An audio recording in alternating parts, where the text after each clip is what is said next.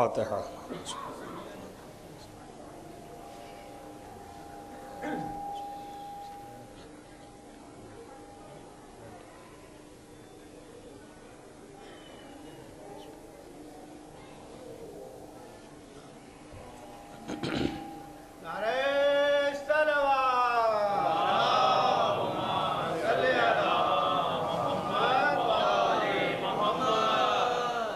أعوذ بالله السميع العليم من الشيطان اللعين الرجيم. بسم الله الرحمن الرحيم وبه نستعين وهو المعين. الحمد لله رب العالمين والعاقبة للمتقين والجنة للموحدين والنار للملحدين والمنكرين. الصلاة والسلام على سيد الأنبياء والمرسلين خاتم النبيين مولانا مولى الكونين جد الحسن والحسين أبي القاسم محمد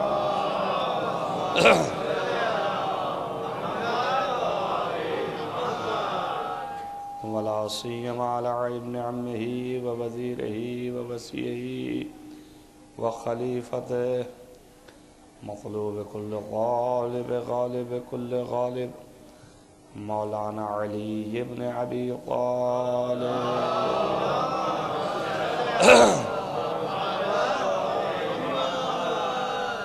وعلى آله الطيبين الطاهرين المعصومين المظلومين الذين أذهب الله عنهم الرجس وطهرهم تطهيرا.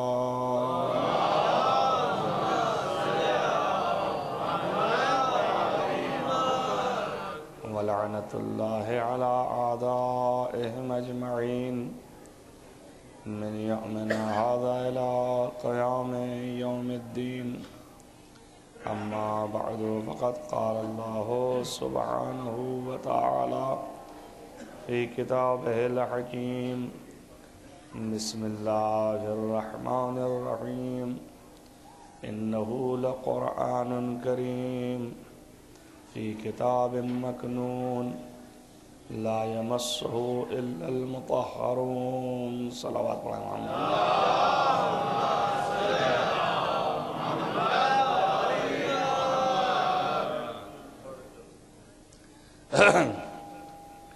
عزیزان گرامی مرتبت، اس آیت کریمہ کے ذیل میں کہ جس میں خدا بند عالم ارشاد فرما رہا ہے کہ یہ بے شک قرآن ہے اور ایک چھپی ہوئی کتاب میں لا یمسہ الا المطہرون، اسے کوئی چھو نہیں سکتا، کہ جس کے معنی تصرف کے ہیں کہ کوئی اس میں تصرف نہیں کر سکتا الا سوائے ان لوگوں کے کہ جن کو پاک کیا گیا ہے.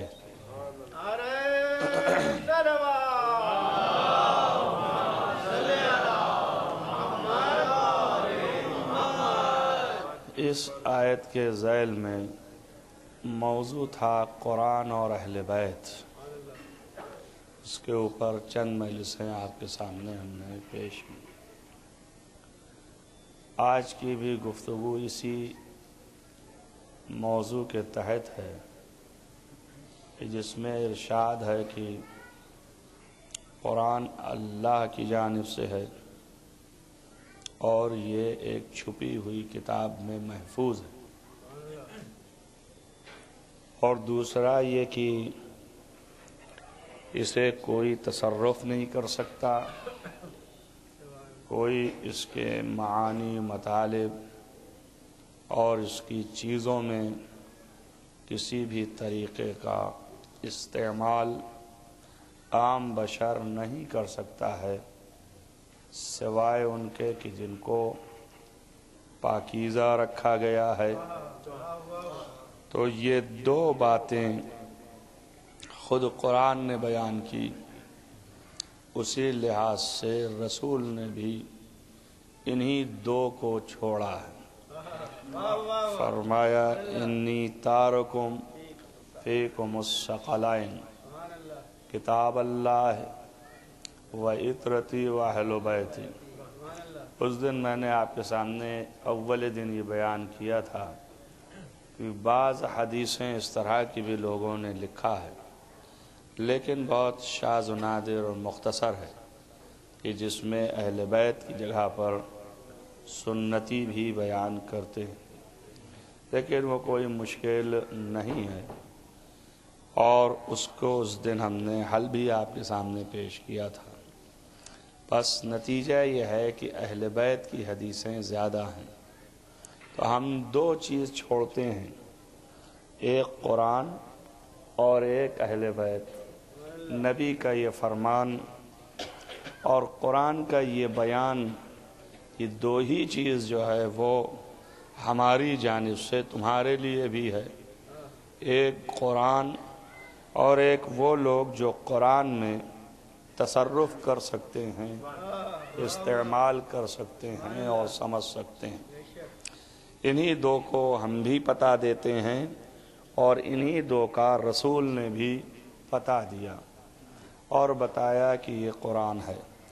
اب مسئلہ یہ ہے کہ جب رسول اللہ قرآن چھوڑ کے جا رہے تھے اور فرمایا کہ ہم نے قرآن چھوڑا ہے، تو قرآن ہونا چاہیے رسول اللہ کے بعد۔ پھر قرآن جمع کرنے کا کوئی معنی نہیں، مگر تاریخوں میں یہ آپ کو ملے گا کہ قرآن جمع کیا گیا، اور مورخین لکھتے ہیں کہ دور خلیفہ ثانی میں جمع کیا گیا، اور زید بن ثابت سے کہہ کر کے انہوں نے جمع کروایا، اور اس کے بعد جو آیتیں شک میں آ جاتی تھیں، اختلاف ہوتا تھا، اس تاریخ کو لکھنے والے ایک دو عالم نہیں بلکہ اول صدر سے لے کے آخر تک سب نے لکھا ہے، اور اس کے اوپر تواتر سے حاصل ہے۔ اسی لیے بعض لکھنے والے آخری زمانے کے انہوں نے بیان کیا ہے کہ بہت تواتر سے اور کثیر روایتوں سے یہ بات ثابت ہوتی ہے کہ خلیفہ ثانی نے قرآن جمع کروایا ہے۔ تو سوال یہ ہے کہ ان کے پہلے خلیفہ اول کون سے قرآن پہ عمل کر رہے تھے؟ کہ انہوں نے جمع کیا تو وہ کون سے پہ عمل کر رہے تھے؟ اور دوسرا، شاہ محدث دہلوی ازالۃ الخفا میں یہ لکھتے ہیں کہ جب زید بن ثابت سے قرآن جمع کروا رہے تھے تو اس وقت اصحاب سے بلاتے تھے اور ان سے پوچھتے تھے کہ یہ آیت واقعی رسول اللہ کے اوپر نازل ہوئی تھی یا نہیں، اور پھر اصحاب گواہی دیتے تھے۔ اگر گواہی حق کے مطابق ہوتی تھی تو اس آیت کو لے لیتے تھے، اور اگر حق کے مطابق نہیں ہوتی تھی تو اس آیت کو رد کر دیتے تھے۔ اس کے معنی یہ ہیں حق کے مطابق کون سی ہوتی تھی؟ جس میں اصحاب گواہی دیتے تھے اور حق کے مطابق ہوتی تھی۔ حق کا معیار کیا تھا؟ خود تھے یا کوئی اور معیار تھا؟ کس سے وہ جانتے تھے کہ یہ گواہی حق کے مطابق ہے؟ اور ایک بات، دوسری بات یہ کہ اصحاب گواہی دیں تب تو قرآن لیتے تھے، ورنہ نہیں لیتے تھے، اپنے علم کا دخل نہیں رکھتے تھے اس میں۔ صرف قرآن جو ہے اصحاب کے اوپر مبتنی تھا۔ ایک صلوات پڑھیں محمد وآل محمد۔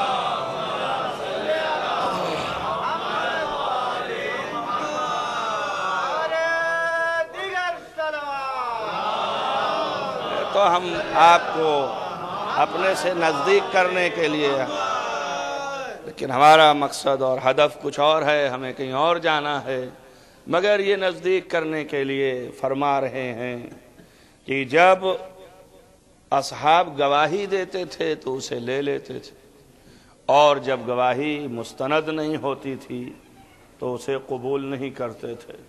یعنی قرآن کے لینے میں بھی بغیر گواہی کے کبھی اقدام انہوں نے نہیں کیا ہے. قرآن بھی انہوں نے بغیر گواہی کے نہیں لیا، جو کہ رسول لے کے آئے تھے اور رسول کہہ رہے ہیں کہ ہم چھوڑے جا رہے ہیں، مگر رسول کے قول پر اعتبار نہیں ہے، اصحاب کے قول پر بڑا اعتبار ہے. انہی سے لیں گے، انہی کی گواہی پہ لیں گے. اس کے بعد بھی بات یہ لکھتے ہیں کہ اس کے بعد جتنی آیات ان کے نزدیک معتبر اور متحقق ہوئیں اسے جمع کیا اور یہ قرآن کی پھر اصلاح شروع کیا تاکہ قرآن میں کچھ غلط چیزیں نہ آنے پائیں، اور اصلاح بھی کرتے رہے. 10 سال کچھ دن ان کی حکومت رہی جس میں وہ اصلاح کرتے رہے، قرآن کو بناتے رہے، اس کو ڈھالتے رہے، صحیح کرتے رہے. اور اس میں یہ بھی لکھا ہوا ہے کہ ملا جلال الدین سیوطی نے تفسیر در منصور میں اس بات کو بڑے شد و مت سے لکھا ہے کہ بہت سے روایات سے یہ ثابت ہے کہ سورہ حمد جو کہ روزمرہ 5 مرتبہ قرآن کی تلاوت ہوتی تھی نماز کے اندر، اس میں خود جو ہے وہ مالک یوم الدین سے پہلے جو کچھ بھی ہے وہ صحیح بالکل اسی طرح الحمدللہ رب العالمین. اور اس کے بعد پھر جب یہاں آتے تھے تو مالک یوم الدین پڑھتے تھے، مالک نہیں پڑھتے تھے، مالک نہیں پڑھتے تھے، مالک یوم الدین پڑھتے تھے. اور اہدنا الصراط المستقیم میں صراط صاد سے لکھا ہوا ہے، اس کو سین سے پڑھتے تھے. آپ سمجھیں پہلے اس کے اوپر محدث دہلوی شاہ جلال الدین سیوطی جو ہیں انہوں نے بھی اتفاق ظاہر کیا. تو 5 وقت قرآن میں، 5 وقت نماز میں اس قرآن کی، اس سورے کی تلاوت ہر شخص کرتا ہے اور کرتے تھے. اور اس کے بعد جب وہ کرتے تھے تو مالک یوم الدین کی جگہ پر مالک یوم الدین پڑھتے تھے. اور 1-2 سال نہیں پڑھا، کم سے کم 10 سال حکومت رہی تو 10 سال پڑھا. اور اہدنا الصراط المستقیم میں صراط جو ہے سواد سے ہے، اس کو سین سے پڑھتے تھے، صراط المستقیم. تو اب سوال یہ ہے کہ آج کیا پڑھا جا رہا ہے، آج کیا لکھا ہوا ہے؟ آج مالک یوم الدین لکھا ہے، آج اہدنا الصراط المستقیم نہیں ہے، صراط المستقیم ہے، سواد سے ہے. تو اس کے معنی مسلمان اس سیرت پر عمل نہیں کر رہی جو سیرت انہوں نے قائم کیا تھا. بھئی نماز کی اصل اور حقیقت جو ہے وہ ذکر ہے. جب ذکر ہی ان کے مطابق نہیں ہو رہا ہے تو خالی صورت میں اگر ساتھ ہو رہے ہیں تو فائدہ کیا ہے؟ ذکر بھی تو لے آنا چاہیے. ایک صلوات.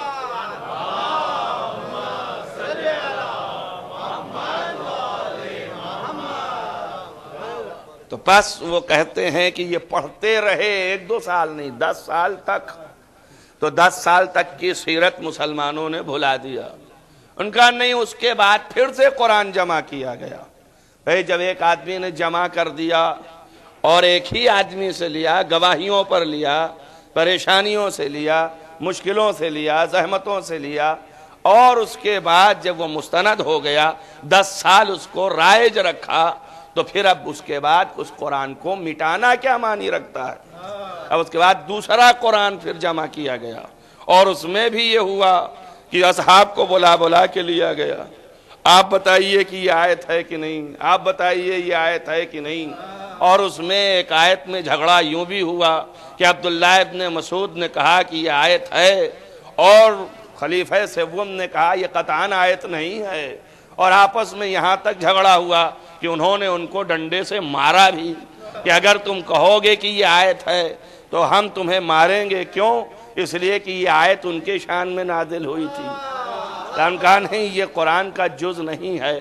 بہرحال قرآن میں اختلافات بہت بتائے جاتے ہیں، اور ایک طرف آواز یہ ہے کہ یہ قرآن وہی ہے جو قرآن اللہ نے نازل کیا تھا، یہ وہی قرآن ہے، اس میں تغیر نہیں، اس میں تبدل نہیں، اس میں ذرہ برابر گھٹایا اور بڑھایا نہیں گیا ہے، تب آپ پوچھئے یہ کہ یہ قائل کون ہے کہ اس میں گھٹایا گیا اور بڑھایا گیا ہے؟ ہم نے آپ کو حوالے دیے ہیں، آپ نے سن لیا کہ کون قائل ہے کہ اس میں گھٹایا گیا اور بڑھایا گیا۔ ہم تو قائل ہی نہیں ہیں کہ گھٹایا گیا کہ بڑھایا گیا۔ ہم تو یہ جانتے ہیں کہ جو بھی تھا جب علی کی نظر سے گزر گیا تو وہ مستند ہو گیا، وہی ہم نے لے لیا، نہ گھٹایا گیا نہ بڑھایا گیا۔ لیکن جو وہ بتا رہے ہیں کہ اس میں جب گواہی ملی تب تو لیا، اور جہاں گواہی نہیں رہی ان آیتوں کو چھوڑ دیا، تو کچھ قرآن پر عمل کیا اور کچھ پر نہیں کیا۔ تو جن کے لیے قرآن کافی تھا جب وہی پورے قرآن پر عمل نہیں کیے تو امت کدھر جائے گی عمل کرنے کے لیے؟ ایک صلوات پڑھیں محمد علیہ۔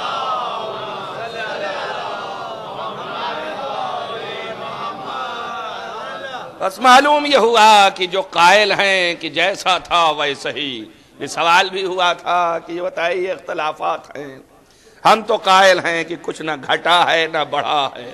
کیوں؟ اس لیے کہ اگر یہ گھٹا بڑھا ہوتا تو بہرحال اس کے بعد کی جو اتھارٹی ہے اس نے قرآن کو دیکھا اور اس کے نظر سے گزرا۔ آیتوں کا ادھر ادھر ہو جانا گھٹنا بڑھنا نہیں ہے۔ ممکن ہے کہ جمع کرنے میں کوئی آیت وہاں کی تھی یہاں آ گئی اور یہاں کی تھی وہاں چلی گئی، وہ ایک الگ چیز ہے، لیکن کل قرآن ہے، کچھ حذف نہیں ہوا، کچھ گھٹا نہیں ہے، اور نہ کچھ باہر سے آ کے اس میں بڑھا ہے۔ اور رسول کو اس بات پر اعتماد تھا، اسی لیے رسول اللہ چھوڑ کے گئے تھے کہ ہم تمہارے درمیان قرآن چھوڑ رہے ہیں۔ اب رسول اللہ نے کہا کہ ہم نے قرآن چھوڑا ہے، تو سوال یہ ہے کہ کہاں چھوڑا ہے آپ نے؟ کس کے پاس چھوڑا آپ نے قرآن؟ کس کو دیا قرآن آپ نے؟ کل میں نے یہاں تک لا کے رکھا آپ کے سامنے کہ جب قرآن چھوڑا تھا تو قرآن کو بھی ہاتھ میں لے کے دکھاتے، مگر رسول اللہ نے نہیں دکھایا، یہاں تک لائے تھے نا۔ تو اب یہ قرآن چھوڑا کس کے ساتھ ہے؟ اگر آپ غور کریں تو آپ کو خود ہی محسوس ہو جائے گا، اسی حدیث کے اندر رسول اللہ نے جگہ بھی بتائی ہے۔ دوسرا جملہ جو ہے وہ چھوڑنے سے تعلق نہیں رکھتا ہے بلکہ ایڈریس اور جگہ سے تعلق رکھتا ہے۔ کَإِنِّي تَارَكُمْ فِيكُمُ الثَّقَلَيْنِ، ہم دو چیزیں چھوڑ رہے ہیں، ایک کتاب ہے اور دوسری چیز جو چھوڑ رہے ہیں وہ کتاب کی جگہ ہے۔ کہاں چھوڑ رہے ہیں؟ ان کا اہل بیت کے پاس چھوڑ رہے ہیں، اسی لیے غدیر میں کتاب نہیں دکھایا، اہل بیت کو دکھا کے بتایا یہی کتاب ملے گی۔ صلوات پڑھیں محمد وآل محمد۔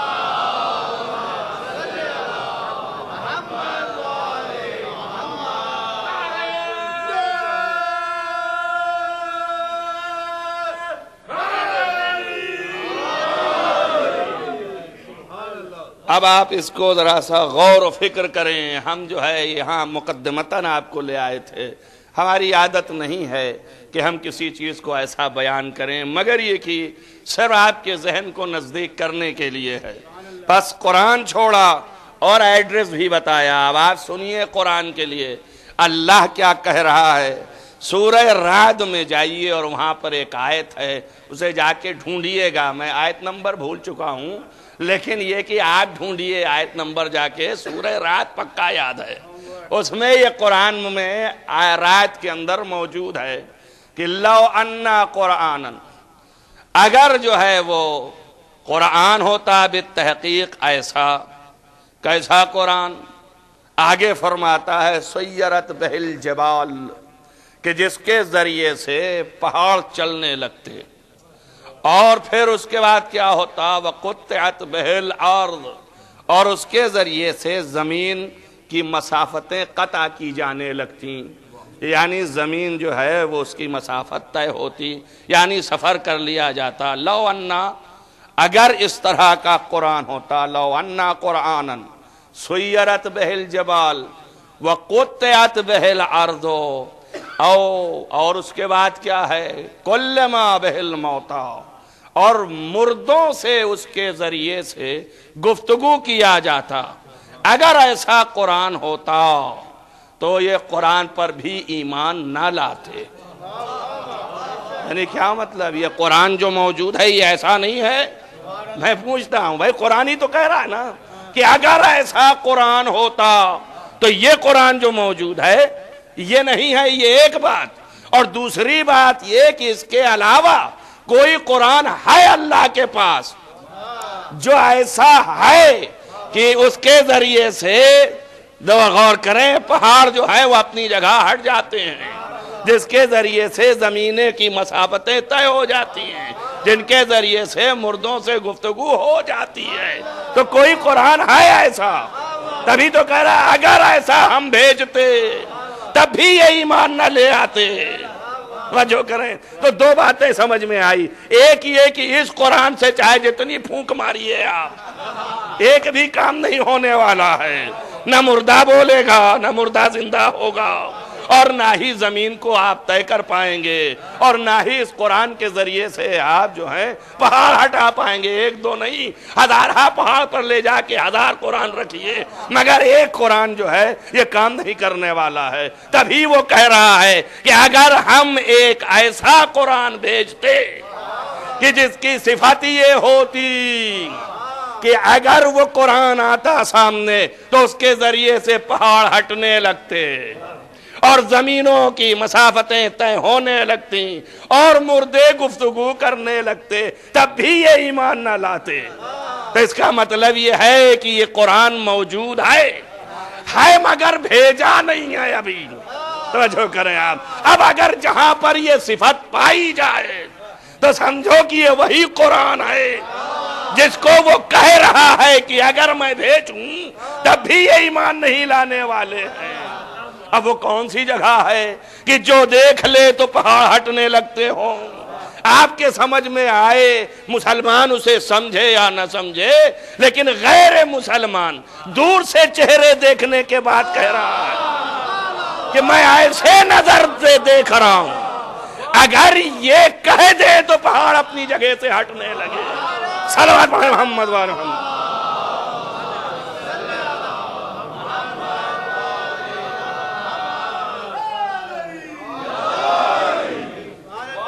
دیکھیں یہ قرآن مجید ہے، یہ تو حدیث نہیں ہے، یہ تو آیت نہیں ہے کہ اب آپ پریشان ہوں کہ وہ جو دو چیز چھوڑی تھی، وہ ایک کتاب تو سمجھ میں آئی، دوسرا نہیں سمجھ میں آ رہا ہے۔ اب تو روشن طریقے سے بتا رہا ہے کہ اگر تمہیں قرآن ڈھونڈنا ہی ہے تو ایسے جگہ پہ جاؤ جہاں پر صفات قرآن پائے جاتے ہیں، ایسے جگہ پر جاؤ جہاں حقیقت قرآن ملتا ہو۔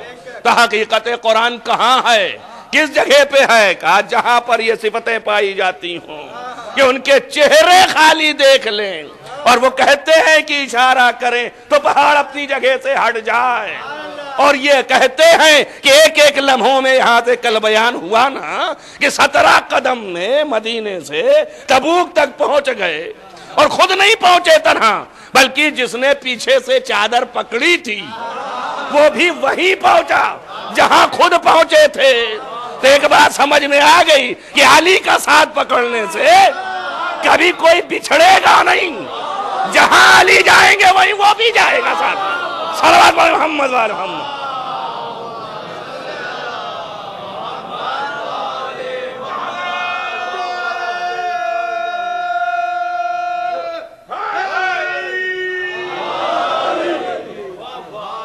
اب ڈھونڈیے اس میں، دیکھیے ایک دو کی بات نہیں ہے، اگر ایسا قرآن نازل کروں تب بھی یہ ایمان نہیں لانے والے ہیں۔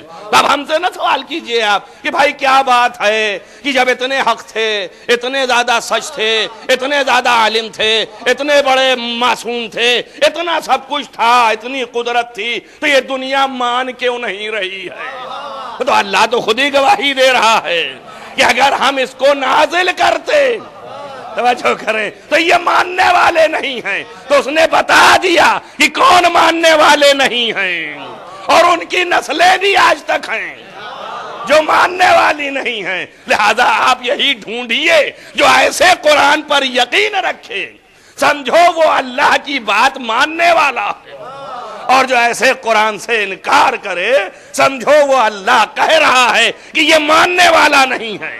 یہ اسی گروہ کا ہے۔ اگر میں ایسا نازل کروں تو قرآن کہاں ہے جو کہ کہے اشارہ کرے تو زمین اپنی جگہ سے ہلنے لگے، اشارہ کرے تو پھر مردے بولنے لگے۔ ایک صلوات پڑھیں محمد وآل محمد۔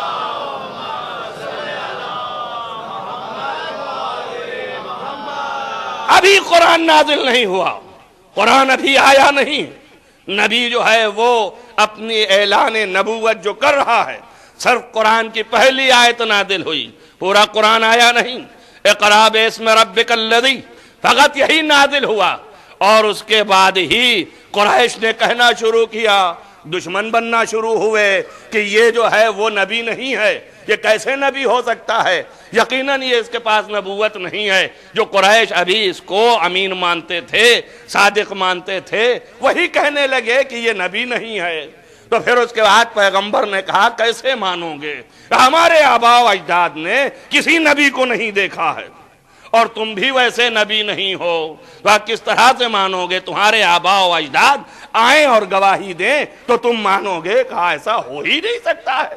کہا ٹھیک ہے یا علی، جاؤ تم، اور جانے کے بعد وہاں پر قریش کے قبرستان میں ان کو پکارو، اور پکار کے کہو کہ محمد رسول اللہ یہاں پر مبعوث برسالت ہوئے ہیں، اٹھو اور بتاؤ سچ ہے یا نہیں ہے۔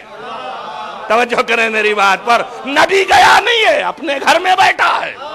اس کے بعد علی سے کہا تم جاؤ، یا رسول اللہ نازل آپ پر ہونے والا ہے۔ توجہ کریں آپ، تو آپ جائیے، کبھی تھی تو بتانا ہے کہ کیا نازل ہوا ہے اور کیا ہونے والا ہے۔ توجہ کریں آپ، اتنا ہی تو دکھانا۔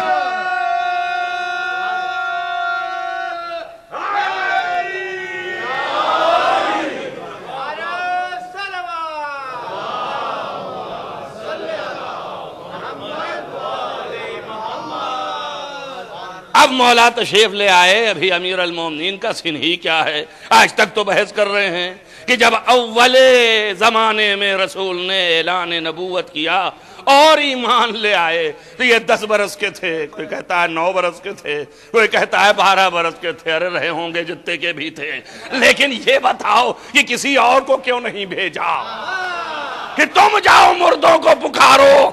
ماں جو زندوں کو دیکھ کے بھاگ جاتے تھے وہ مردوں کے سامنے کب رکتے؟ شاید نبی یہ دیکھ رہے ہوں کہ ابھی نوبت نہیں آئی ہے، ابھی مردوں کے پاس ان کو بھیج رہے ہیں۔ تم جاؤ 9-10 برس کے سن کا بچہ، اور جانے کے بعد اس نے قریش کو لے جا کے قبرستان قریش میں پکارا کہ اٹھو بھائی، تم لوگ اٹھو، محمد مبعوث ہوئے ہیں، مبعوث برسالت، اٹھو اور بتاؤ۔ تو سب اپنی اپنی قبروں سے نکل پڑے، اور سب نے کہا تم نے سچ کہا ہے، ہمیں بھی اب زندگی دے دی جائے تو ہم پھر سے ایمان لے آئیں گے ان کے اوپر۔ بس جب انہوں نے یہ کہہ دیا تو پھر اس کے بعد اشارہ ہوا کہ جہاں سے آئے تھے وہیں چلے جاؤ۔ اب دیکھیے لوگ محشر کی باتیں کرتے ہیں، پوچھتے ہیں، میں نہیں جانتا، وہ اللہ کا کرم ہے اور رحم ہے، وہ جانے، لیکن یہاں محشر ہوا کہ نہیں ہوا؟ اللہ اکبر، آپ غور کیجئے، آپ دیکھیے، آپ، میں نہیں جانتا، میں تو بھائی آیات و روایات سے نتیجہ ہی نکال سکتا ہوں، اس کے علاوہ اور کچھ نہیں کہہ سکتا ہوں۔ اعتقاد آپ جانیے، آپ بنائیے، آپ رکھیے، آپ ڈالیے، لیکن محشر میں پوچھتے ہیں کہ جو بیچارے یہاں حق نہ پہنچا، باطل رہا، اور یہ رہا اور وہ رہا، پھر وہاں حشر میں ایسے ہی جہنم میں ڈال دیے جائیں گے، ان کو تو پھر بتانا چاہیے۔ ارے ان کفار قریش کو کب حق پہنچا تھا؟ کوئی نبی ہی نہیں آیا تھا، جب نبی تھا ہی نہیں تو ایمان لانے کی بات ہی نہیں۔ اس میں تو یہ بھی ہے کہ انہوں نے کہا کہ ہمیں موت جو دی گئی تھی اب اسے حیات میں بدل دیا جائے تاکہ ہم ان کے اوپر ایمان لے آئیں۔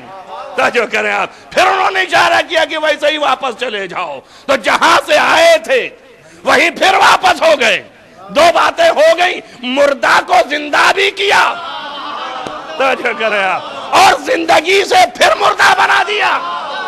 اللہ اکبر۔ اب ڈھونڈیے قرآن میں ایک نبی ایسا گزرا ہے کہ مردے کو زندہ کرتا تھا صرف، لیکن کبھی زندہ کو مردہ نہیں کیا۔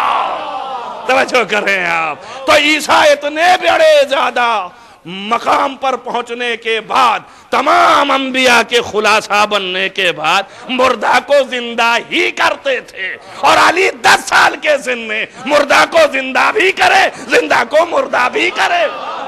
اب بتا رہا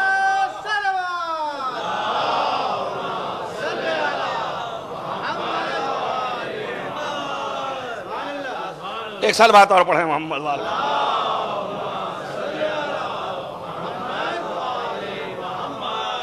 آپ دکھائیے کسی نبی کو، بتائیے ڈھونڈ کے لے آئیے، کوئی نبی ایسا تھا کہ جس نے مردہ کو زندہ کرنے کے بعد پھر مردہ کیا ہو؟ ایک نبی لائیے اور دکھائیے، بتائیے۔ اگر ایک بھی نبی مل جائے، لیکن سارے انبیاء میں 2-3 نبی مل جائیں گے کہ جو مردے کو زندہ کرتے تھے، ان میں سے 2-3 ملیں گے، اور کچھ تو ایسے نبی ملیں گے کہ خود ہی مردہ ہوئے تو پھر زندہ ہوئے۔ اس سے زیادہ کی قوت نہیں تھی، مزہ چکھ کر کے آئے۔ عزیر ہیں، عزیز ہیں، جا کے دیکھیے آپ قرآن میں ان کو ملے گا کہ وہ بیچارے جب ہی شک پیدا ہوا کہ مردے کو زندہ کیسے کرتا ہے تو اللہ نے ان کو موت دے دی، خود بھی مر گئے، اور اس کے بعد پھر اللہ نے اٹھا لیا 100 سال یا 150 سال کے بعد، اور اس کے بعد پوچھا کہ کتنے دن ہوئے؟ کہنے لگے 1 دن یا آدھا دن۔ اللہ اکبر، 100-150 سال رہنے کے بعد، اس کے بعد 1 دن اور آدھا دن۔ اب نہیں سمجھ میں آ رہا یہ کون سا دن بتا رہے تھے؟ اللہ والا کون سا دن ہے، ہمارا والا کون سا دن ہے؟ یہ نبی بتا کے جا رہا ہے 100 سال کو، اور اس کے بعد ایک صلوات پڑھتے ہیں محمد والا۔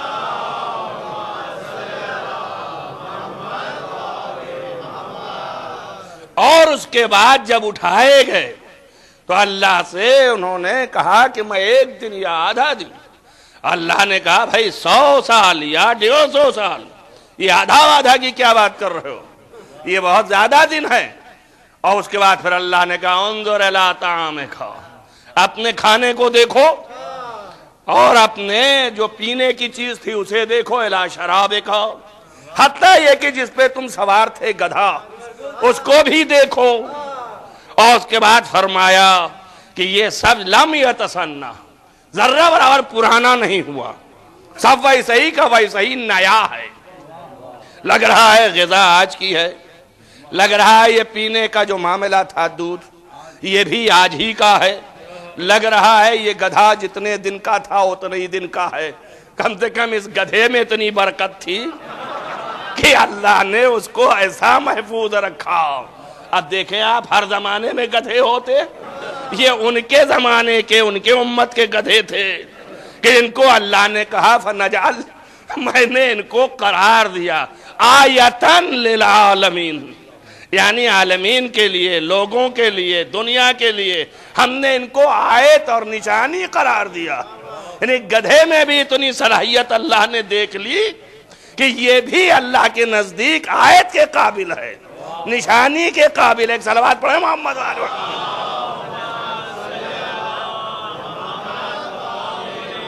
اب دیکھ لیں قرآن میں ہے، میں اپنی طرف سے نہیں کہہ رہا ہوں۔ ایک روایت لے کے آ گئے ہوتے کہ نبی نے کسی صحابی کو کہا ہو کہ یہ جو ہے آیت ہے اللہ کی، یہ نشانی ہے اللہ کی، اور دیکھیے قرآن نے گدھے تک کو آیت بنا دیا، کہا یہ نشانی ہے میری۔ اللہ اکبر۔ اب دیکھیے کیا ہے کہ جو نبی سے چپکا، اور ایسا چپکا کہ اعتقاد میں فرق نہیں آیا، جیسا نبی سویا ویسا یہ سویا، جیسے نبی اٹھا ویسے ہی یہ اٹھا، نہ وہاں تغیر نہ یہاں تغیر، تو اللہ نے نشانی بنا دیا۔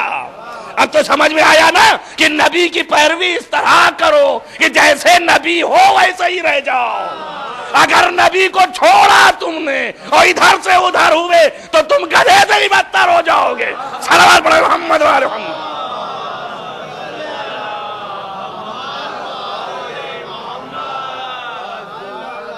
بہرکیف میرا کہنے کا مطلب صرف یہ ہے کہ آپ اندازہ کریں کہ کس عظمت تک لے گیا اللہ۔ اس قرآن میں اس نبی کی یہ حالت ہے، جیسا کا تھا ویسے ہی کا ویسے ہی اللہ نے اٹھا دیا، معلوم ہوا آج ہی کا ہے۔ بھیا یہ کیوں کیا اللہ نے کہ 150 سال کے بعد کھانا آج کا، 150 سال کے بعد پینے کی چیز آج کی، 150 سال کے بعد مرکب آج کا دیکھیے، ہر چیز ہر نو کو اس نے سامنے رکھا.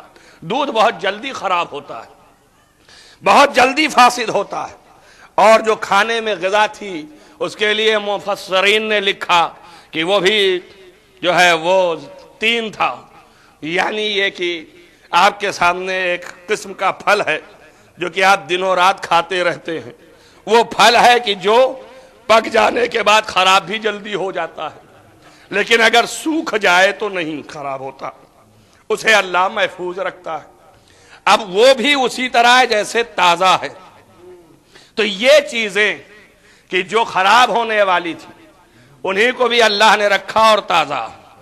اور وہ جانور جو جاندار تھا اس کو بھی جہاں پر اس نے روک رکھا تھا اور پھر جب اٹھایا تو تازہ. تب ایک بات تو اس نے بتا دی کہ میری قدرت میں شک نہیں کرنا، جس کو میں جہاں چاہوں اتنے پہ روکے رکھ سکتا ہوں. اب اس کے بعد بھی عقل میں نہیں آیا. ابھی پوچھتے ہیں وہ کیسے ہوگا کہ جو 40 سال کا نظر آئے گا؟ یہ تو 1200 سال ہو گئے، 1400 سال ہو گئے، نہیں پہنچا ذہن آپ کے. جب ظہور کرے گا تو 40 سال کا ہوگا. ارے کیسے ہو سکتا ہے؟ وہ تو 1200 سال ہو گئے، 1400 سال ہو گئے. ارے ہو کیوں نہیں سکتا ہے؟ جب اللہ ان چیزوں کو اسی حالت میں رکھ سکتا ہے تو جو اصل آیت خدا ہے، آیت خدا کی نشانی یہ ہے کہ جیسا چاہے رکھ لے. تو جو اصل آیت خدا ہے کیا اسے نہیں رکھ سکتا؟ یہ ایک نبی کی بات ہے. ایک صلوات پڑھیں محمد والا.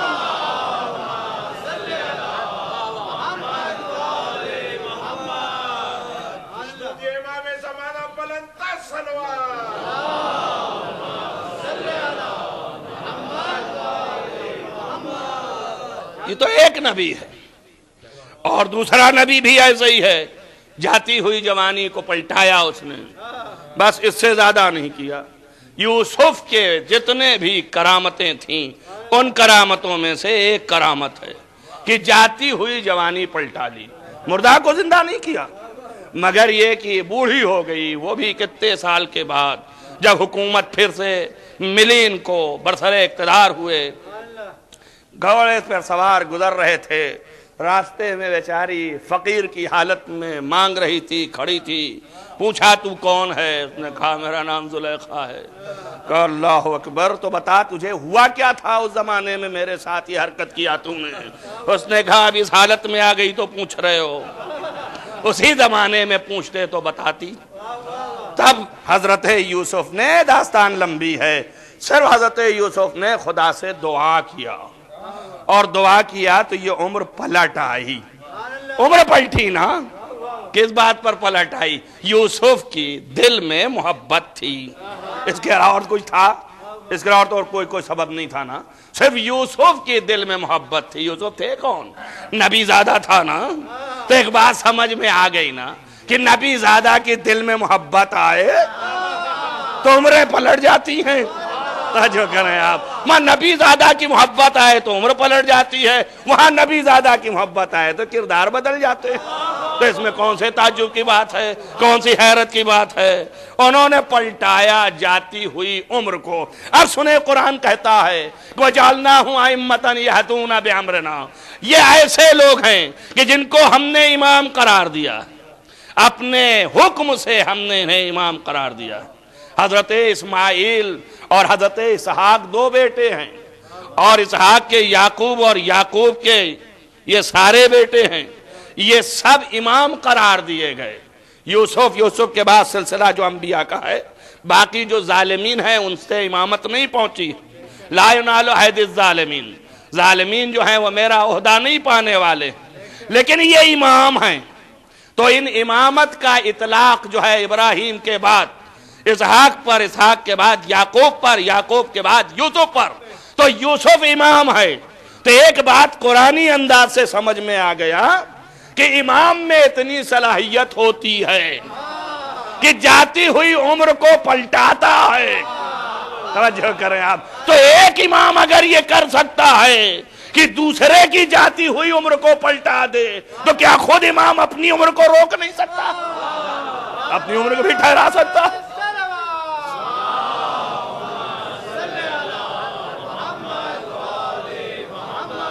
سارے انبیاء کو ڈھونڈ کے لے آئیے، ایک نبی کے اندر بات تو گئی نہیں نا آپ کے پاس، جتنی تھی عقل میں اتنی ہے، بھاگنے نہ دیجیے گا۔ ایک نبی نہیں مل سکتا کہ جو ایسا ہو کہ مردہ کو زندہ کرنے کے بعد پھر مردہ کر دے، اور قرآن کے صفات میں سے ایک یہ ہے، لو انا، اگر ہم یہ قرآن ایسا نازل کرتے کہ جس سے جو ہے وہ پہاڑ ہٹنے لگتے ہیں اور زمین کے راستے طے ہونے لگتے ہیں، مردے گفتگو کرنے لگتے ہیں۔ آپ اندازہ کریں، عجیب و غریب ہے، ہر موقع پہ لوگ دوڑتے تھے، بھاگتے تھے، مدد مانگتے تھے۔ قرآن کہاں ہے؟ اللہ ایڈریس دے رہا ہے کہ یہ جگہ پر ہے، اگر اس طرح کا کوئی ہو تو وہ قرآن ہے۔ آج کے بعد سے آپ اپنا عقیدے میں رکھ لیجئے اور عقیدہ مضبوط کر لیجئے، جو یہ کہا جاتا ہے کہ قرآن ناطق کون ہے، تو اب یہ قرآن کا ایڈریس قرآن دے رہا ہے کہ اگر ایسا قرآن ہم نازل کرتے کہ جو پہاڑوں کو ہٹائے، زمینوں کے راستوں کو طے کرے، مردوں کو زندہ کرے، تو یہ قرآن سے تو آج تک ہوا نہیں۔ روایتیں بہت آئی ہیں کہ آپ اگر 300 مرتبہ پڑھ کر کے پھونک دیں تو مردہ زندہ ہو جائے گا، 1000 مرتبہ پڑھ کے پھونکتے ہیں سورہ ہم، کسی کو شفا تک نہیں ہو پا رہی ہے۔ اب اس کے بعد کیا کہہ سکتے ہیں سوائے اس کے، اور کیا ہے تعویل کریں ہم؟ ہماری زبان اس لائق نہیں، ہمارا کردار ایسا نہیں، اور حقیقت بھی ہے ایسا نہیں، اس لیے کہ قرآن کے ساتھ ویسا پیش آئے جیسا اللہ نے کہا ہے تو وہ بھی ہمارے ساتھ پیش آئے گا۔ جب ہم اسی کا ساتھ نہیں دے رہے ہیں تو وہ ہمارا کیوں ساتھ دینے لگا؟ بھائی آپ اپنی چاہتے ہیں اور اس کا ساتھ نہیں دینا چاہتے، تو بہرحال جو ایسا ہو تو ایک ہی ذات ایسی مل رہی ہے، توجہ کریں آپ، جو 5 حصوں میں ہے اور ایک ہی جگہ پر ہے، اور دیکھنے کے بعد عوام کہہ رہی ہے کہ میں یہ دیکھ رہا ہوں کہ اگر یہ اشارہ کر دیں تو پہاڑ ہٹ جائے، پہاڑ ہٹ جائے۔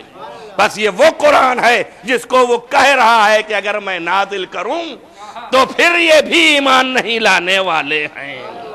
دادا یہ ہے قرآن ناطق، جسے قرآن خود معرفی کر رہا ہے، نبی بتا رہا ہے کہ دفتی والا ڈھونڈنا ہے تو یہ چھوڑ کے جا رہا ہوں، اور اگر اصلی والا لینا ہے تو یہ اہل بیت ہے، ان کے پاس جانا۔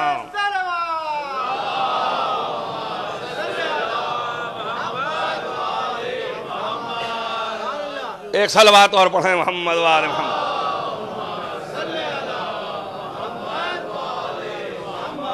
بہت سے لوگ بہت چالاک ہوتے ہیں، جب چیز جان جاتے ہیں تو جلدی سے دوسرے کو نہیں بتاتے، کیوں؟ اس لیے کہ ہم ہی کو فائدہ پہنچے، دوسرے کو نہ پہنچے۔ اور اس کے بعد کہتے ہیں بہت بڑے عالم ہیں، بہت جاننے والے ہیں۔ ارے صاحب کیا کہنا ان کا؟ میں جب تم راز ہی نہیں بتا رہے ہو لوگوں کو تو تم پھر عالم کس بات کے ہو؟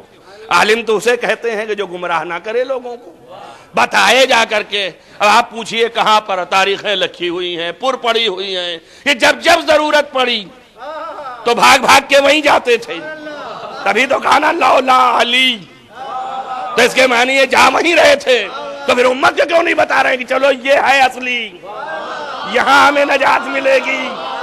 امت کو کیوں گمراہ کر رہے ہیں بھائی؟ جہاں سے نجات ملنے والی ہوتی کے پاس جائیے اور بتائیے کہ یہی ہے۔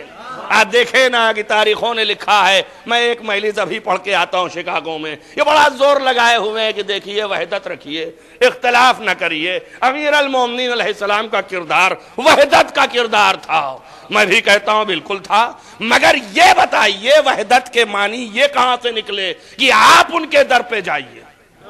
کسی تاریخ میں دکھائیے کہ امیر المومنین جاتے تھے کسی کے پاس؟ ہر شخص اپنے مطلب کے لیے آتا تھا، تو وحدت اسی میں ہے۔ یہی تو ہم بھی کہہ رہے ہیں، علی کے در پر آ جاؤ، ہم سے وحدت ہے۔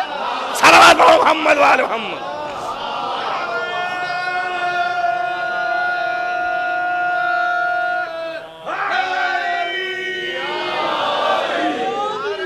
جابر ابن عبداللہ انصاری،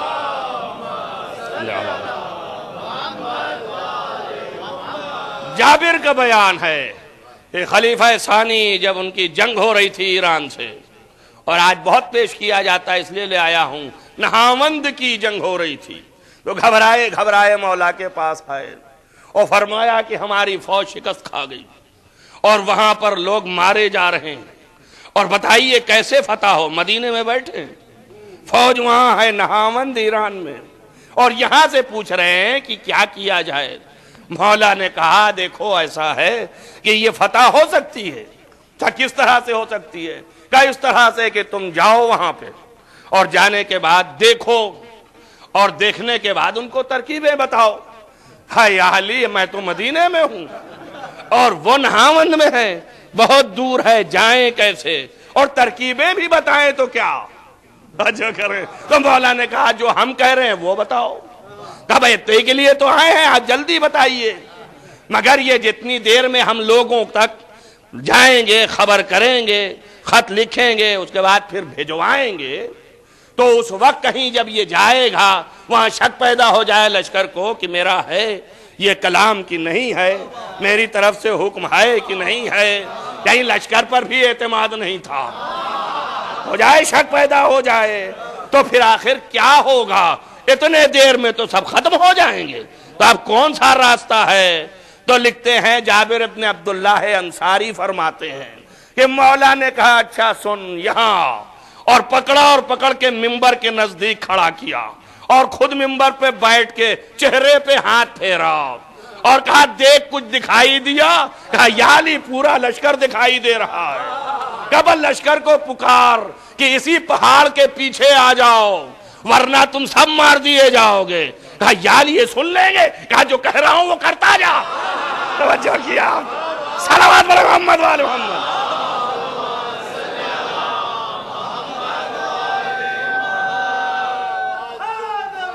لفظوں پر غور کیجئے گا، لفظوں پر غور کیجئے گا۔ کہا جو کہہ رہا ہوں وہ کرتا جا۔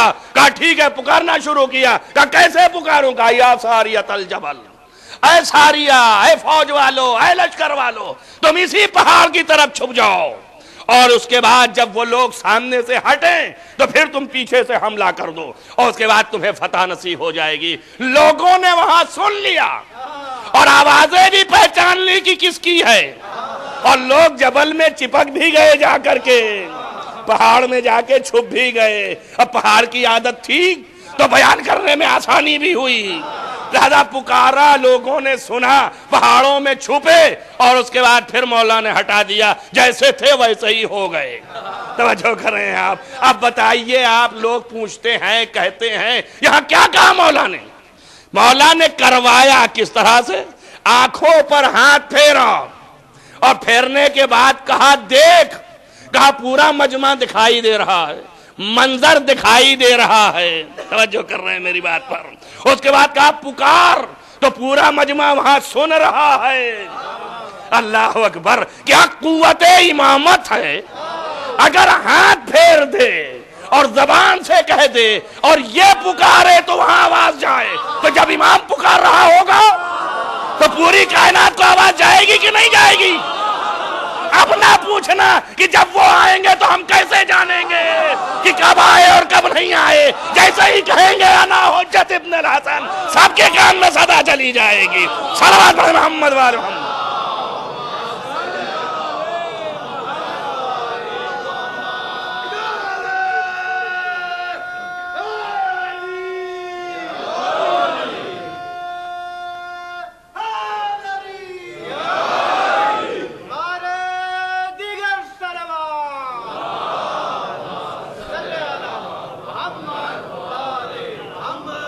ابھی آدھی روایت پڑھی میں نے، لیکن جملے تو آپ کو یاد ہے نا؟ فرمایا کیسے کہوں گا، جو کہتا ہوں کہتا چلا جا۔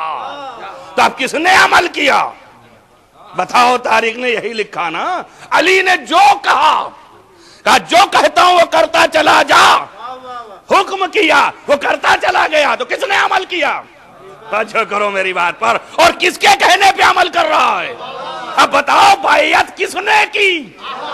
اللہ اکبر! سمجھ نہیں ہے؟ آج تم آئے ہو 1400 سال کے بعد علی سے بیعت کروا رہے ہو۔ علی نے وہیں پر مدینے میں بیٹھے بیٹھے بیعت لے لی۔ صلوات علی محمد و آل محمد۔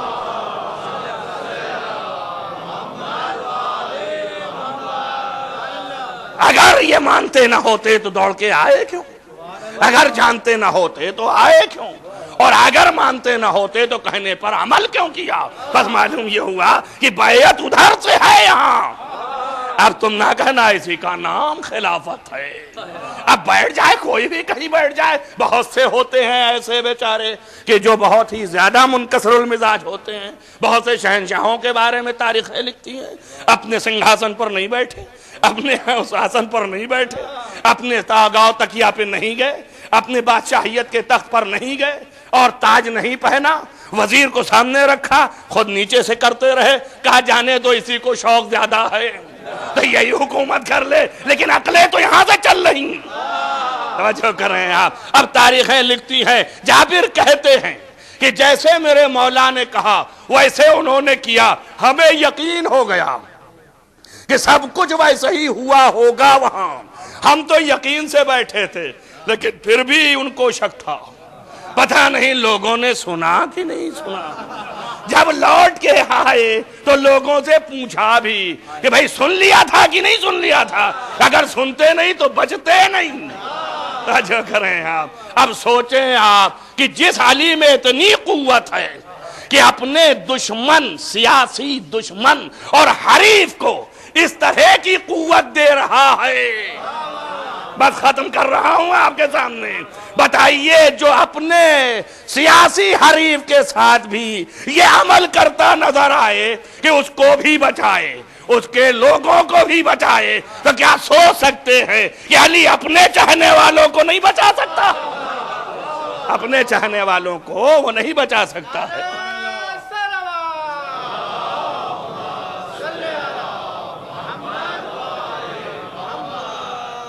آپ دیکھیں، لو ان ھذا القرآن، اگر اس طرح کا قرآن میں نازل کرتا کہ جس کے ذریعے سے تمام پہاڑ ہٹنے لگے اور زمین جو ہے وہ مسافت طے کرنے لگے اور مردے بولنے لگے، تب بھی یہ ایمان نہیں لانے والے۔ بس معلوم یہ ہوا کہ یہ قرآن ہے کہ جس کے ذریعے سے یہ چیزیں واقع ہو رہی ہیں، جدھر جاتے ہیں لمحوں میں چلے جا رہے ہیں، منٹوں میں گزر رہے ہیں۔ کہا یہاں تو آپ تھے ابھی، اب یہاں کیسے نظر آ گئے؟ وہاں تھے اب ادھر کیسے نظر آ گئے؟ جنگ بدر میں 313 تھے، صرف 14 نہیں تھا کوئی، 313 تھے۔ مسلمان گھبرائے تھے، ادھر 1000 سے زائد تھے اور لڑنے کے لیے پریشان تھے، روتے تھے، پیٹتے تھے، یا رسول اللہ جنگ نہ کیجئے۔ کہا نہ کرے تو پھر کرے کیا؟ آ گئے سر پہ، کہا جانے دیجئے، ایسا نہیں ہم لوگ چھوڑ کے مدینہ بھی چلے جائیں۔ جو کریں آپ، نبی نے کہا بھائی مکے سے تو آئے ہیں، اب مدینے کو چھوڑ کے کہاں چلے جائیں؟ یہ کون لوگ ہو سکتے ہیں؟ تو جو کریں آپ، جو فرار کی عادت رکھتے ہیں وہی فرار کا مشورہ دے سکتے ہیں؟ کہا ایسا کیوں نہیں کہ چھوڑ کر کے چلے جائیں؟ آپ نے فرمایا سنو، اگر تمہیں دل نہیں مانتا تو تم چلے جاؤ، لیکن ہم جتنے ہیں مقابلہ کریں گے۔ تاریخیں کہتی ہیں کہ 313 یہ مقابل میں 1000 کے، اور ایسی جنگ کی ہے کہ اس جنگ کا جواب نہیں ہے۔ جب جنگ تمام ہو گئی تو حضرت سلیمان اور حضرت ابو ذر پیغمبر کی بارگاہ میں آئے اور فرمایا یا رسول اللہ، ہم نے جنگ تو کی مگر ایسا کبھی نہیں دیکھا تھا۔ فرمایا کیا دیکھا تھا؟ کہا ہم جب جنگ ہو رہی تھی اور رننا تھا، بہت تیز آواز تھی، تو ایسی حالت میں جو سر اٹھاتے تھے، میمنہ کی طرف دیکھیں تو علی نظر آتے تھے، میسرہ کی طرف دیکھیں تو علی نظر آتے تھے، اور سامنے دیکھیں تو علی نظر آتے تھے۔ یعنی ایک وقت میں علی کتنی جگہ نظر آتے تھے۔ اب دنیا پوچھ رہی کیسے ممکن ہے؟ یہ ایک وقت میں کہاں کہاں نظر آتے ہیں؟ زمین کو جدھر چاہے کھینچ لے، جس طرف چاہے کھینچ لے۔ اگر یہ بھی نہیں سمجھ میں آتا تو یوں سمجھو کہ امام نے فرمایا ہے کہ نورنا یفصل من نور ربنا، ہمارا نور نور پروردگار سے جدا ہوتا۔ یہ کیسے جدا ہوگا؟ یہ نور پروردگار سے جدا ہونا شرک ہے، اور شرک کے معنی کیا ہیں آپ جانتے ہیں؟ کفر و شرک جو ہے ہمیں کہاں لے جانے والا ہے؟ یہ نور کیسے جدا ہوگا اللہ کے نور سے؟ یہ جدا ہونا یعنی وہاں تھا تو امام نے مسکرا کے فرمایا کشوائے الشمس من الشمس، اس طرح سے جیسے سورج سے کرنیں نکلتی ہیں۔ تو اب کرنیں کتنی نکلتی ہیں توجہ کریں آپ، سب یکساں ہوتی ہیں، فرق نہیں کرتی ہیں۔ تو جب ہمارا نور مثل شعاع شمس ہے تو جب وہ نکلا تو جتنی کرنیں بنتی چلی گئیں وہ سب ہمارا ہی نور تو ہوا نا. تو علی ابن ابی طالب جو تمام دکھ رہے تھے یہ نور جو ہے وہ شعاع نور الہی تھا. صلوات پڑھیں محمد و آل محمد.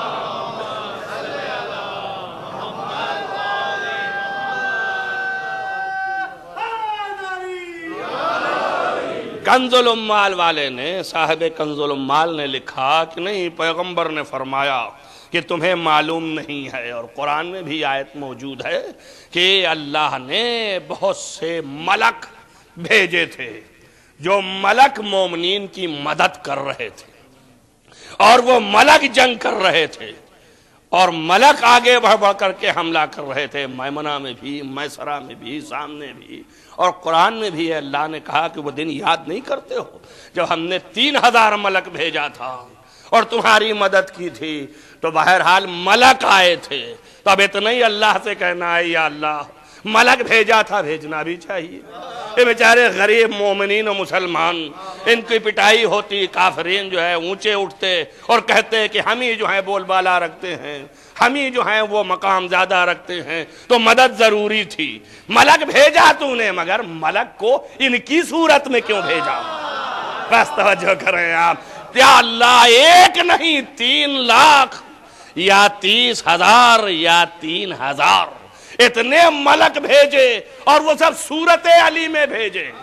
توجہ کریں آپ. ایک شبیہ ہم بنا لیتے ہیں تو ہم پر اعتراض ہوتا ہے اللہ نے یہ 3,000 بنا کے بھیج دیا، کہ لو جاؤ علی کی صورت میں چلے جاؤ. اللہ اکبر.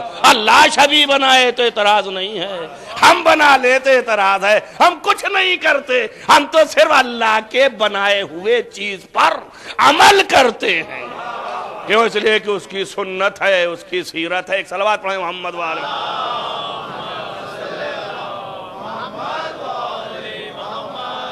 عزیزان گرامی، پس یہ قرآن ہے جس کا ایڈریس نبی نے دیا کہ یہی قرآن تم کو اہل بیت کے پاس ملے گا اور کہیں نہیں مل سکتا. اور یہ پہچان میں نے یہ آیت آپ کے سامنے رکھی. وقت تمام ہو گیا، انشاءاللہ کل آپ کے سامنے مستقل اور مزید تر تھوڑا وقت زیادہ لوں گا اور بیان ہوگا کہ جو ایڈریس اللہ نے رسول سے دلوایا کہ انی تارکم فیکم الثقلین، ہم تمہارے درمیان اس کتاب کو چھوڑے جا رہے. یہ کتاب قرآن ہے، اور پھر اس کے بعد اہل بیتی، ہم اپنے اہل بیت کو چھوڑے جا رہے ہیں. اطرتی و اہل بیتی، اطرت ہیں جو ہمارے، شجنا ہیں جو ہماری، ذات ان کی ہماری ذات، اور ان کی حقیقت قرآن نے خود بیان کیا. ابھی آپ کے سامنے میں نے پڑھا کہ یہ قرآن ناطق ہیں. ان کی حقیقتیں یہ ہیں کہ ایک ذات کو خالص نہیں.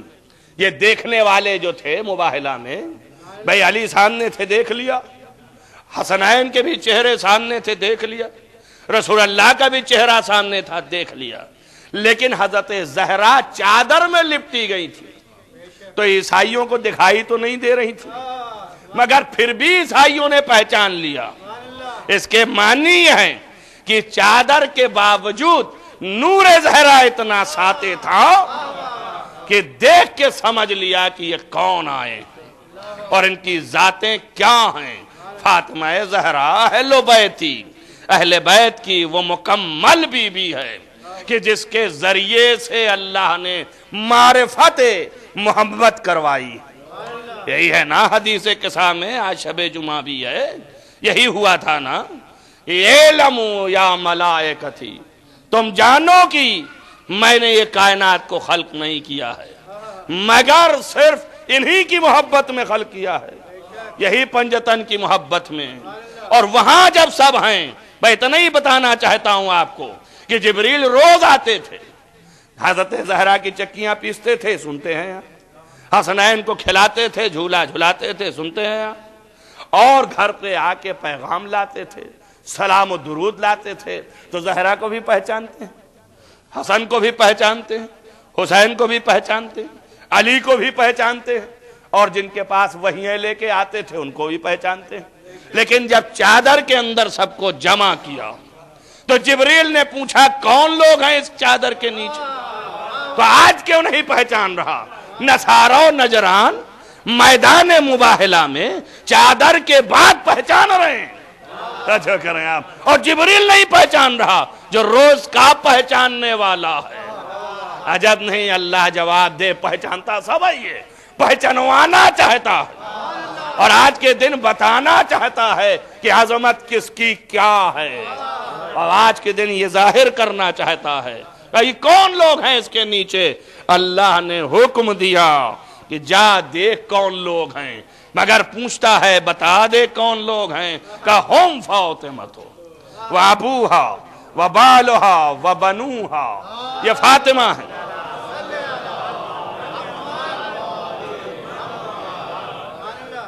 ہم فاطمہ تو یہ فاطمہ ہے، اور یہ ان کے باپ ہیں، یہ ان کے شوہر ہیں، اور یہ ان کے بچے ہیں، ان کے بیٹے ہیں۔ آپ دیکھیں جو اللہ نے تعارف کرایا اس میں حضرت زہرا کو مرکز بنایا، حضرت زہرا سے پہچانوایا۔ کبھی کسی کا تعارف کس سے کروایا جاتا ہے؟ آپ بتائیے، نہیں باپ ہی سے نہیں کروایا جاتا، جو زیادہ پہچانا ہوا ہو۔ قاعدہ یہ ہے، فرض کیجئے یہاں پر کوئی بیٹا پہلے سے آ کے رہ رہا ہے اور پوری کمیونٹی اسے جانتی ہے، تو اس کے بعد جب اس کا باپ آتا ہے تو یہی تعارف میں آپ بتائیں گے یہ ان کے باپ ہیں، یہ تھوڑی نہ کہیں گے آپ کی یہ ان کے بیٹے ہیں، ان کو کیا جانے ہم کی کون ہیں۔ یہ بیٹے کو پہچانتے ہیں، دیکھیے یہ ان کے والد ہیں، ان کے والد ہیں، یعنی جو پہچانا ہوا ہوتا ہے اس سے پہچانوایا جاتا ہے۔ پتہ نہیں سمجھے آپ یا نہیں سمجھے؟ تو اب اس کے معنی جو زیادہ پہچانا ہوا ہے اسی سے پہچانوایا جاتا ہے۔ اب وہاں عرش پر زہرا کی معرفت زیادہ تھی، تو اللہ نے نبی کو نہیں لگایا مرکز، زہرا معروف تھی، کہا جو پہچانتے ہو وہی ہیں، یہ ان کے باپ بھی ہیں، ان کے بیٹے بھی ہیں، ان کے شوہر بھی ہیں۔ صلوات پڑھیں محمد و آل محمد۔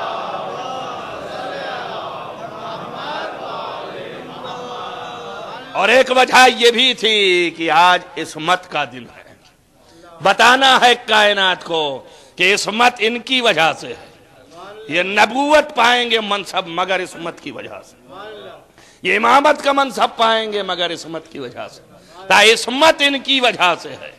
تو اب میں کہنا یہ چاہتا ہوں کہ نبی کے عصمت کی وجہ فاطمہ ہوئی کہ نہیں ہوئی؟ علی کے عصمت کی وجہ فاطمہ ہوئی کہ نہیں ہوئی؟ تمام ائمہ کے عصمت کی وجہ فاطمہ ہوئی کہ نہیں ہوئی؟ آج بتانا ہے کہ معصوم یہ ہیں، ان کی وجہ سے مرکز عصمت یہ ہیں، آیت تطہیر عصمت ہے، مطہرون یہی وہ لوگ ہیں جن کو پاکیزہ کیا گیا۔ دادا ان کی طہارت بتانے کے لیے کل میں نے لا کے چھوڑ دیا تھا، ایک جملہ کہنا چاہ رہا تھا، لوگوں نے لے لیا میرے منہ سے، میں نے نہیں کہا کہ وہ مطہر کون ہیں۔ کعبے میں لایا تھا نا، کہ کعبے سے ثابت کیا آپ کو کہ کعبے میں ولادت ہوئی، اور اس کے بعد جب وہاں سے لے کے نبی نکل گئے تو کعبہ پاک نہیں کیا گیا۔ یہ اس بات کی دلیل ہے کہ پاکیزہ پیدا ہوا۔ اب قرآن کہہ رہا ہے لا یمسہ الا المطہرون، تو یہ وہ مطہرون ہیں جن کو پہچانوا رہا ہے، ولادت کے وقت پہچانوا رہا ہے، اور اس آیت تطہیر میں چادر تطہیر کے نیچے پہچانوا رہا ہے۔ ہم فاطمہ و ابوہا و بالہا و بنوہا و سر المستودع فیہا، آپ آگے بڑھا کے دعا میں مانگتے ہیں، لیکن یہ ان کی اولادیں ہیں۔ اور دیکھیں آپ قرآن جو ہے وہ اپنی جگہ پر عربی میں ہے، اور یہ آیت جو ہے قرآن کے اندر ہے، لیکن اس سے پہلے یہ حدیث میں جو بات آئی یہ بھی عربی میں ہے، اللہ بھی جواب عربی میں دے رہا ہے، نقل بھی عربی میں ہے، اور عربی میں جو بھی ہے جمع کے لیے 3 سے اطلاق شروع ہوتا ہے، یعنی 3 کے بعد جو ہے وہ جمع ہوتا ہے، 2 تک جمع نہیں کہلاتا۔ اردو میں 2 پہ جمع ہو جاتی ہے، جہاں 2 ہیں تو 2 لوگ نہیں کہتے ہیں، لوگ آئے ہوئے ہیں، لیکن عربی میں 3 سے شروع ہوتا ہے جمع، اور یہاں چادر میں 2 ہی بیٹے ہیں، صرف حسن اور حسین۔ تو کیا عربی نہیں جانتا تھا اللہ؟ عربی تو جانتا تھا نا۔ 2 کے لیے عربی میں ابنان کہا جاتا ہے، اور اگر اس میں اضافت لگائیں تو ابناہا کہہ سکتا تھا، ہم فاطمہ و ابوہا و بالہا و ابناہا، لیکن بنون سے اس نے بنوہا کہا، تو جمع کہاں تھے یہاں پہ؟ ابھی تو دو ہی تھے نا، جب دو تھے تو دو کہنا چاہیے، اور اللہ جھوٹ بولتا نہیں ہے، تو پھر یہاں دو ہیں اور دو سے زائد نہیں، پھر جمع کیوں کہا؟ تو علماء نے بتایا کہ بات دراصل یہ تھی کہ جو آخری تھا وہ بیٹا، اس کی پیشانی میں 9 نور اور ذوفغن تھے، لہذا 11 ہو گئے، اس لیے بنوہا کہا۔ یہ تو اللہ کی بات ہے۔ اب یہاں سے میں نے نتیجہ نکالا کہ اللہ کہہ رہا ہے فاطمہ کے بیٹے، یا اللہ سنبھل کے بول، اب جتنے بیٹے فاطمہ کے ہوں گے، توجہ کریں آپ، ابن فاطمہ جو ہوگا وہ آئے تطہیر میں ہے، نکل نہیں سکتا ہے۔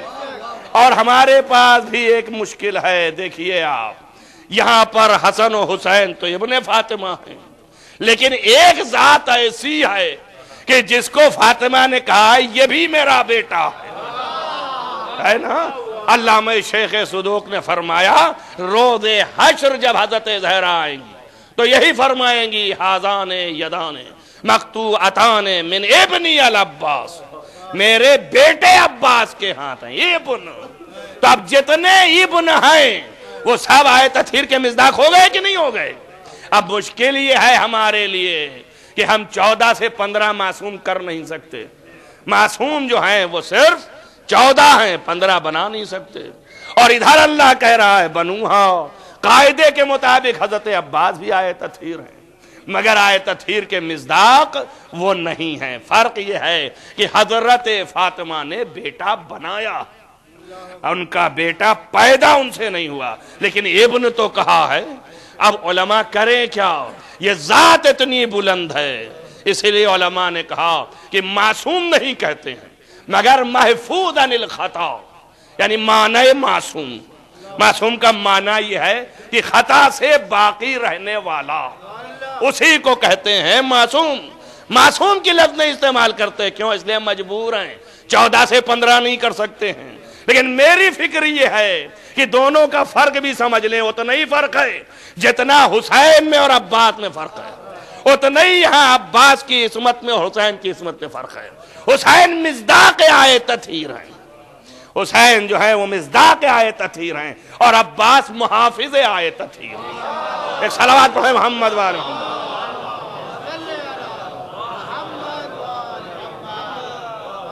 کل یہاں پہ لا کے رکھا تھا، یہ عظیم ذات ہے جس کی عظمت انتہا کی ہے، اور جس کے لیے ہر ایک نے اپنے اعتبار سے اپنی اپنی ذاتوں میں ایک تصور تھا۔ اصحاب کے اندر بھی تصور یہی تھا کہ جب تک عباس ہیں ہمیں تقویت ہے۔ اب سوچیں آپ، جو غیروں کو یہ تقویت تھی تو گھر کی بیویوں کو کتنی تقویت رہی، جنہوں نے اپنے آغوش میں پالا تھا ان کو کتنی تقویت رہی ہوگی۔ جناب عباس کا چہرہ دیکھ کر کے حضرت زینب خوش ہو جاتی تھی اور یہ کہتی تھی خدا سلامت رکھے، جب تک میرا بھائی عباس ہے میرے بھائی حسین پر کوئی مصیبت نہیں آنے والی، کوئی مصیبت نہیں پڑنے والی ہے۔ عزیزان گرامی، اسی لیے لکھا ملتا ہے کہ جب آپ قید خانے تک پہنچی ہے تو مڑ مڑ کے دیکھتی تھی اور کہتی جاتی تھی عباس بھیا کہاں ہو، ہماری یہ مصیبت آ گئی ہے۔ کوفے اور کوفے سے شام اور شام سے یہ قید خانہ شام، اے بھیا تم کدھر ہو، میری مدد کو نہیں آتے۔ مراسی حضرت زینب کے جو نقل ہیں آپ ان کو پڑھیں تو آپ کو محسوس ہوگا کہ بی بی رات میں جب بیٹھتی تھی تو صرف جناب عباس کو یاد کر کے گریا کرتی، فرماتی تھی عباس بیٹا، اے بھیا آپ کے چلے جانے سے جو اذیت زینب نے اٹھایا ہے وہ کبھی سوچا بھی نہ تھا۔ عزیزان گرامی، سوچیں آپ کہ کتنی بڑی تقویت محسوس کرتی تھی۔ یہ تو اعلیٰ درجے کی بیوی تھی، لیکن جو چھوٹی بچی تھی وہ کس قدر روتی تھی اپنے باپ کا، کس قدر روتی تھی اپنے بابا کے لیے۔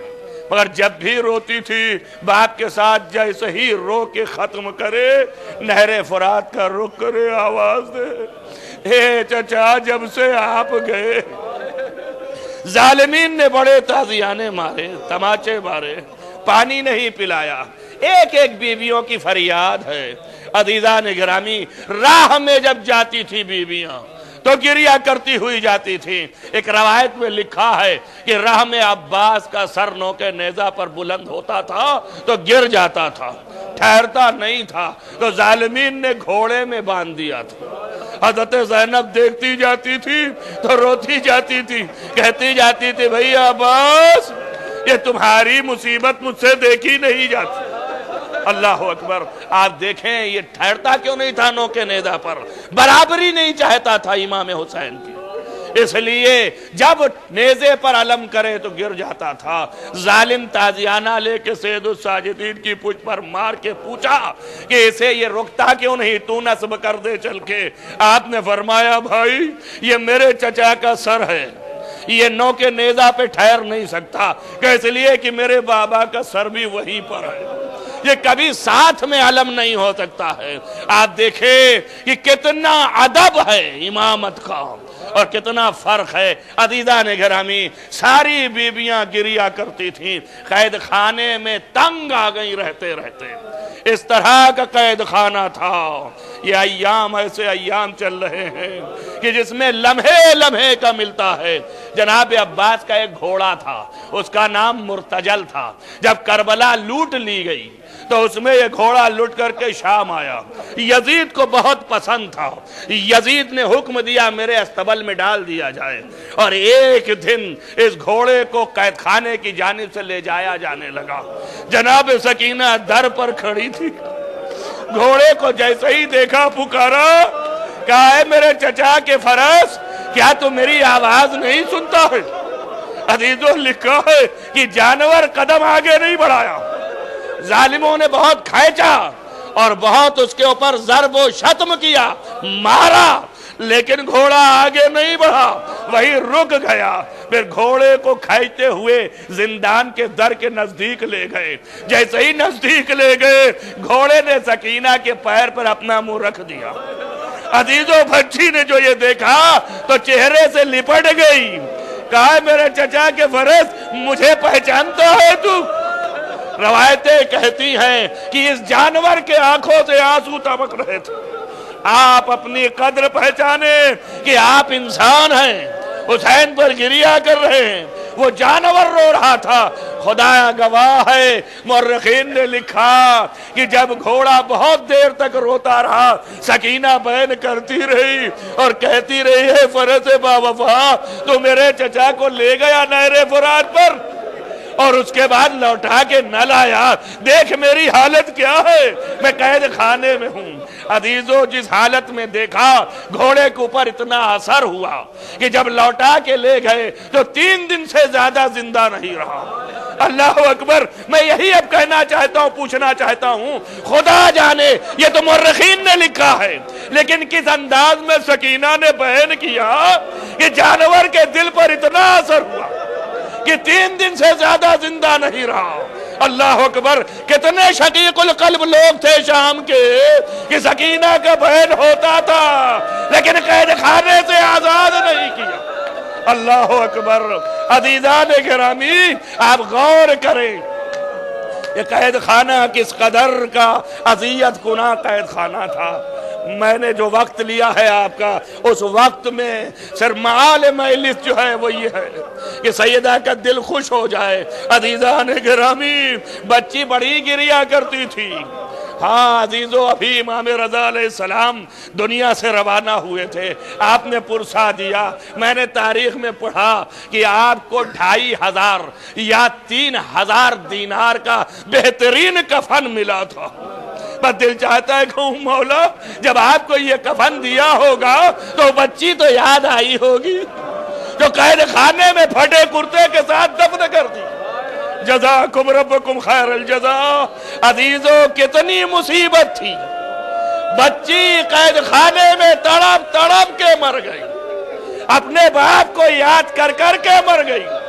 اللہ اکبر، یہ کائنات میں کتنے بڑے ظالم تھے جنہوں نے قید خانے میں عزیزو کبھی کھلتا نہیں تھا، اور جب کبھی کھلے بچی قید خانے کے در پر آئے تو ظالم جھڑک کے اندر کر دیتا تھا۔ ہوائیں نہیں آتی تھی، ہوائیں نہیں آتی تھی، چہرے زرد پڑ چکے تھے، یہ بچی تڑپ تڑپ کے مر گئی۔ ایک فقرہ اور دل چاہتا ہے کہہ دوں عزیزو، جس دن بچی کی شہادت ہونی تھی اس رات میں بچی نے اپنے اندر نقاہت پائی تو اپنے پھوپھی سے کہا ہے پھوپھی اماں، بھیا سید الساجدین سے کہنا کہ اگر میں دنیا سے اٹھ جاؤں، اگر میں دنیا سے اٹھ جاؤں تو میری قبر ایسی جگہ بنانا کہ جس جگہ میں ذرا سا کچھ نمی ہو۔ اللہ اکبر، اس فقرے سے کوہرام برپا ہو گیا۔ زینب نے کہا بی بی ایسا کیوں کہتی ہو، تم زندہ رہو گی، سلامت رہو گی، ابھی ہم مدینے جائیں گے۔ عزیزو 40 نزدیک ہے، اہل حرم جانے والے ہیں، کہیں گے زینب اب سکینہ کو لے کے جاؤ۔ عزیزان گرامی، لکھا یہ ملتا ہے، فرمایا بی بی ایسا نہ کہو، بچی تڑپ کے چلی گئی، قید خانے میں قبر بن گئی، عزیزو قید خانے میں دفن ہو گئی۔ روایتیں کہتی ہیں کہ امام سید الساجدین کا چہرہ زرد ہو جاتا تھا۔ ایک دن قید خانہ کھلا، آپ باہر نکلے، نکل کے چند قدم آگے گئے، حضرت زینب کھڑی تھیں، دمے دھر کہ بیٹا میرا آگے نہ جائے، بے چینی تھی۔ حضرت سید الساجدین ہوا لے رہے تھے، ایک شخص گزر رہا تھا ادھر سے، اس نے چہرہ دیکھا، چہرہ دیکھ کر کے ٹھہر گیا اور نزدیک آیا، کہا تم کون لوگ ہو؟ فرمایا میں بنی ہاشم میں سے ہوں۔ بس جیسے ہی بنی ہاشم سنا، کہا بنی ہاشم میں سے ہو؟ فرمایا ہاں۔ کہا بتاؤ تمہاری قرابت حسین ابن علی سے کچھ ہے؟ امام نے سر جھکا لیا، فرمایا ہاں میں حسین ابن علی کا بیٹا ہوں۔ بس جیسے ہی یہ کہا کیا کہتے ہو تم؟ حسین ابن علی کا بیٹا، کہا علی ابن الحسین ہوں۔ بس جیسے ہی یہ کہا تم یہ کہہ رہے ہو علی ابن الحسین، پہچان رہے ہو اپنے کو؟ میں حسین ابن علی کی بات کر رہا ہوں جو مدینے میں ہیں، بنی ہاشم کے خاندان کی۔ کہا بھائی میں انہی کا بیٹا ہوں، تجھے پتا نہیں ہے؟ کہا نہیں مجھے کوئی خبر نہیں۔ کہا حسین ابن علی کو ذبح کر دیا گیا، 3 دن کا بھوکا اور پیاسا ذبح کر دیا کربلا میں، یہ ان کا قافلہ لٹا ہوا ہے۔ بس جیسے ہی سنا ایک چنگھاڑ ماری، زمین پر گر کے غش میں چلا گیا۔ سید الساجدین زمین پر بیٹھے کسی طرح، اور اس کے بعد اس کو ہلایا، پھر ہوش دلایا، کہا بھائی تو جہاں جا رہا تھا چلا جا۔ کہا رہے یہ قیامت آ گئی، حسین ابن علی شہید کر دیے گئے، یہ ان کا خاندان یہاں پر ہے، میں کیوں زندہ ہوں، میں کیا کر سکتا ہوں؟ حضرت نے کہا کچھ نہیں، دعا کر۔ وہ چلنا چاہتا تھا، ادھر سے گھبرا کے زینب آئیں، فرمایا دم در سے بیٹا سید الساجدین اب تم آ جاؤ، پھوپھی کا دل بے چین ہے۔ کہا آتا ہوں پھوپھی اماں۔ نزدیک جب آئے تو پوچھا کس سے بات کر رہے تھے؟ کہا پھوپھی اماں ایک چاہنے والا تھا بابا کا، میں اس سے بات کر رہا تھا۔ کہا ذرا اس کو میرے پاس بھی بلا دے۔ عزیزو لکھا ہے سید الساجدین کسی طرح اپنے کو آگے بڑھائے اور پکارا ہے شخص ادھر آ جا، میری پھوپھی کچھ بات کرنا چاہتی۔ دمے در آیا، زینب نے کہا سید الساجدین پہلے تو اس سے کہہ دو کہ زینب سلام کہہ رہی ہے۔ بس جیسے ہی سلام سنا منہ پہ تماچے مار لیے، کبھی بھی وہ دن آ گئے ہیں کہ ہمارے کو سلام کہلایا جائے۔ فرمایا ٹھیک ہے، سید الساجدین اتنا اور کہہ دو کہ عائشہ تو حسین کا چاہنے والا ہے، لوگوں کو پیغام دے دے کہ جب بھی پانی پینا میرے بھائی کو یاد کر لینا۔ جزاکم ربکم خیر الجزا۔ اور ایک فقرہ اور فرمایا، مستند روایت نے لکھا کہ زینب نے کہا سید الساجدین اس سے کہہ دو کہ ہم اپنے پشتوں کو رو نہ سکے، اپنے شہیدوں پہ گریہ نہ کر سکے، تعزیت نہ لے سکے، اگر ہو سکے تو جا کے اپنے گھر میں ہمارے بھائی کی عزا منائے اور ان کا تعزیت لے۔ عزیزان گرامی، جیسے زینب نے کہا اسی طرح حسین آخری وقت یہی کہہ رہے تھے اے میرے شیعو جب پانی پینا مجھے بھی یاد رکھنا، مجھے بھی یاد رکھنا۔ ایک فقرہ یاد آیا تو کہتا چلوں، یہ کس وقت کہہ رہے تھے حسین؟ اس وقت جب حسین کی بیچارگی دیکھنے کے قابل تھی، بچے کو زمین پر رکھا تھا اور مانگا تھا پانی، اور جب پانی نہیں دیا تو بچے کو جیسے ہی ہاتھ پر اٹھایا، ظالم نے جو تیر مارا وہ تیر جو ہے لگا اور یہاں پر پیوست ہوا۔ حسین نے تیر کو نکالا اور اس کے بعد بچے کے گلو سے جب نکالنے لگے تو ہاتھ نیچے لگا لیا۔ عزیزو 6 مہینے کا بچہ تھا، ظلم کی انتہا تھی۔ حسین کی مظلومیت کی علامت کا نام علی اصغر ہے، مگر یاد رکھو اسی وقت فرمایا یا لیتا یا لیتا شیعتی، اے میرے شیعوں اگر ہوتے تو تم دیکھتے کہ تمہارا امام کیسے پانی مانگ رہا تھا۔ اللہ اکبر، کیا امام کہہ رہا ہے، کیسے پانی مانگ رہا تھا۔ اور اس کے بعد یہ بھی کہہ رہا ہے کہ جب پانی پینا تو ہم کو یاد رکھنا۔ میں اتنا ضرور پوچھوں گا، مولا آپ عالم تھے، آپ امام تھے، یہ کہتے ہیں کہ جناب سبط حسن صاحب قبلہ کہیں مجلس پڑھ رہے تھے، انہوں نے یہ فرمایا، یہ آج سے تقریباً بہت سال پہلے کی بات ہے کہ آپ نے فرمایا اور کہا، کم سے کم 70-80 سال پرانی بات، کہ کسی نے سوال کیا تھا کہ امام حسین کیوں لے کے گئے پانی مانگنے؟ جب امام تھے، جانتے تھے کہ پانی نہیں ملے گا اور بچہ شہید کر دیا جائے گا، تو امام کو لے جانے کی کیا ضرورت تھی؟ اس کا جواب دیتے ہیں، فرماتے میں اپنے امام سے پوچھوں گا کہ آپ کیوں لے کے گئے تھے، آپ تو عالم تھے، آپ کو تو پتا تھا۔ اس کے بعد جواب کہتے ہیں، دیکھو امام علم امامت رکھتا ہے، لیکن عجب نہیں امام سے جواب آئے کہ ایک بچے کی پرورش 2 طرح سے ہوتی ہے، کوئی تیسری وجہ نہیں ہے، یا بچے کو آغوش میں لیا جاتا ہے یا بچے کو جھولے میں جھلایا جاتا ہے۔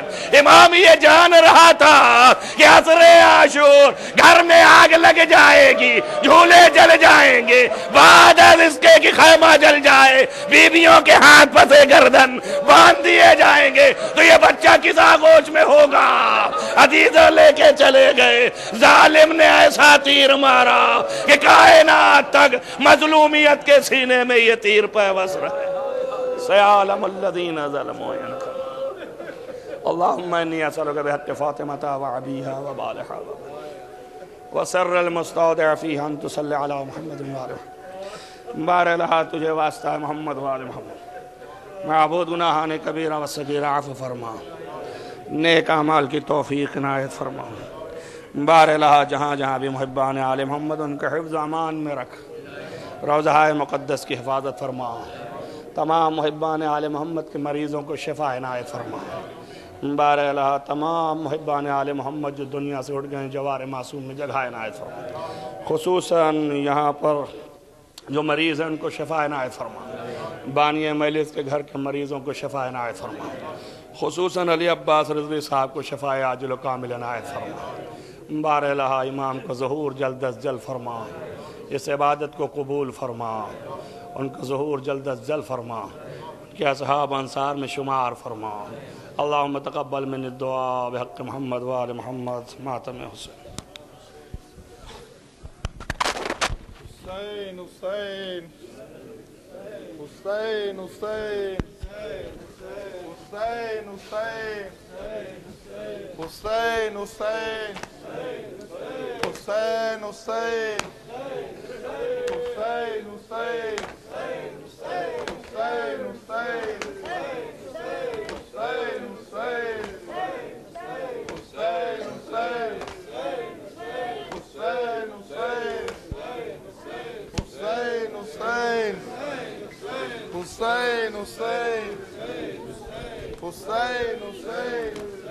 حسین حسین حسین حسین حسین حسین حسین خبردار سر سے چنی میں صدا دیتی رہی، تو نہ آیا غازی جبردار سر سے چنی میں صدا دیتی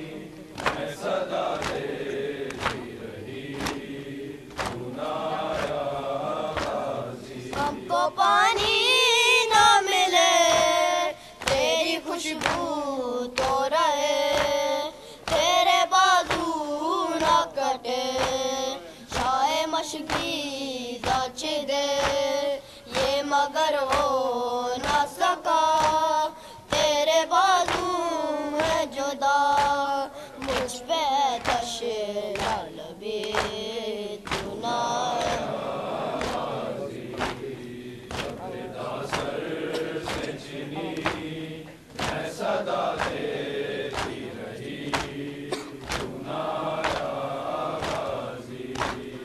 دھوپ میں تو تھا شجر تجھ سے آباد تگر ہائے برہنا میرا سر کیا نہیں تجھ کو خبر اے علمدار وفا اس بہن کو باخدا تجھ سے داراستی بھری کیوں نہ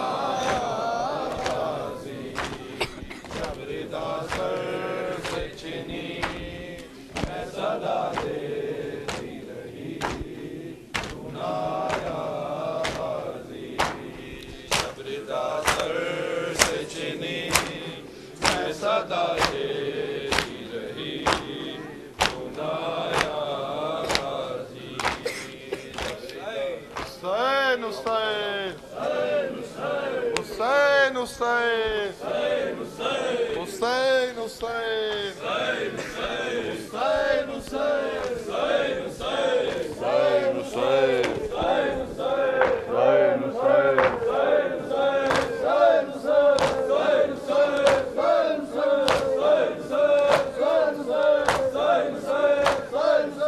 دین کو بچا لیا فاطمہ کے چین نے علی کے نور عین نے باخدا حسین نے دین کو بچا لیا فاطمہ کے چین نے علی کے نور عین نے باخدا حسین نے دین کو بچا لیا فاطمہ کے چین نے علی کے نور عین نے باخدا حسین نے دین کو بچا لیا فاطمہ کے چین نے علی کے نور عین نے باخدا حسین نے دین کو بچا لیا حرف آ رہا تھا دین مصطفیٰ کے نام پر آ رہا تھا دین مصطفیٰ کے نام پر منبر رسول بک رہا تھا تخت شام پر رسول بک رہا تھا تخت شام پر دین کی اساس نے دست حق شناس نے امت محمدی کو خواب سے جگا دیا کو بچا لیا فاطمہ کے چین نے علی کے نور عین نے باخدا حسین نے دین کو بچا لیا ہر طرف سے بند ہو چکے تھے حق کے راستے ہر طرف سے بند ہو چکے تھے حق کے راستے ہر طرف سے بند ہو چکے تھے حق کے راستے بند ہو چکے تھے حق کے راستے خون مانگتا تھا دین زندگی کے واسطے دین زندگی کے واسطے دین کے اصول نے نائب رسول نے زندگی کا قرض اپنے خون سے چکا دیا، دین کو بچا لیا۔ فاطمہ کے چین نے، علی کے نور عین نے، باخدا حسین نے دین کو بچا لیا۔ رے بڑھتے بڑھتے بات جب اصول دین پہ آ گئی، بات جب اصول دین پہ آ گئی، اور یزیدیت کی شکل میں عروج پا گئی، کی شکل میں عروج پا گئی۔ رے بڑھ کے پھر دلیر نے، شیر حق کے شیر نے، دوپہر میں تخت و تاج قصر شام ڈھا دیا، کو بچا لیا۔ فاطمہ کے چین نے، علی کے نور عین نے، خدا حسین نے دین کو بچا لیا۔ رے دل کہاں سے لاؤں جو کروں وہ واقعہ بیان، رے دل کہاں سے لاؤں جو کروں یہ واقعہ بیان، جو کروں یہ واقعہ بیان۔ رے 3 دن کی پیاس میں وہ حوصلہ تھا علامہ، پیاس میں وہ حوصلہ تھا علامہ، ظلم کے اسیر نے، رن میں ایک صغیر نے، مسکرا کے فوج شام کو رلا رلا دیا، کو بچا لیا۔ فاطمہ کے چین نے، علی کے نور عین نے، باخدا حسین نے دین کو بچا لیا۔ رے لاکھ جان و دل نثار سید انام پر، دل نثار سید انام پر، رے لاکھ جان و دل نثار سید انام پر، دل نثار سید انام پر، رے رو دیا فلک بھی بے کسی تشنہ کام پر، فلک بھی بے کسی تشنہ کام پر، اپنے محجبین کو دل برے حسین کو کھینچ کر گلے سے تیر جب گلے لگا لیا، کو بچا لیا۔ فاطمہ کے چین نے، علی کے نور عین نے، خدا حسین نے دین کو بچا لیا۔ رے دفن کر چکے جو پا رہے جگر کو شاہدین، جو پا رہے جگر کو شاہدین، دفن کر چکے جو پا رہے جگر کو شاہدین، جو پا رہے جگر کو شاہدین، قبر پر چھڑکنے کو ملا نہ آب جب کہیں، نہ آب جب کہیں، رے قبر پر چھڑکنے کو ملا نہ آب جب کہیں، چھڑکنے کو ملا نہ آب جب کہیں، شاہ دل ملول نے، دل برے بطول نے، لہد بے زباں کو اپنے آنسوؤں سے تر کیا، کو بچا لیا۔ فاطمہ کے چین نے، علی کے نور عین نے، باخدا حسین نے دین کو بچا لیا، فاطمہ کے چین نے، علی کے نور عین نے، خدا حسین نے دین کو بچا لیا۔ حسین حسین حسین حسین